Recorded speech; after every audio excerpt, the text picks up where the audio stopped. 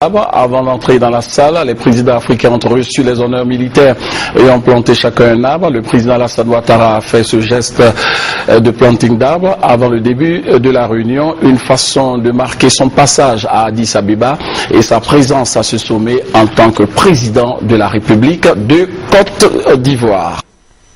Le 18e sommet des chefs d'État et de gouvernement de l'Union africaine a pris fin ce lundi à Addis Abeba en Éthiopie. Le président de la République Alassane Ouattara a pris part aux travaux de cette deuxième journée consacrée à l'élection du président et du vice-président de la Commission de l'Union africaine. L'élection du président de la Commission de l'Union africaine qui opposait le président sortant, le Gabonais Jean Ping, au ministre sud-africain de l'Intérieur, Nkosazana Dlamini Zuma, a été très disputée avec 4 tours de scrutin. Les chefs d'État présents au sommet n'ont pas réussi à départager les 2 candidats à la présidence de la Commission.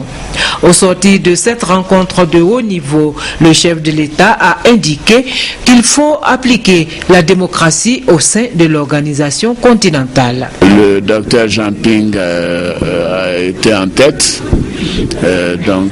Au plan démocratique, il a été élu à 3 reprises. Mais apparemment, dans le texte de l'Union africaine, il y a une disposition qui dit que le candidat unique, après que les autres se soient retirés, doit se présenter pour un 4e scrutin où il devrait avoir les 2 tiers des pays pour qu'il soit proclamé comme président de la Commission. Et M. Ping a eu quasiment les 2 tiers, mais à 1 ou 2 unités près. Et pour ma part, j'ai indiqué à mes collègues, à mes homologues au sommet, que cela n'est pas démocratique.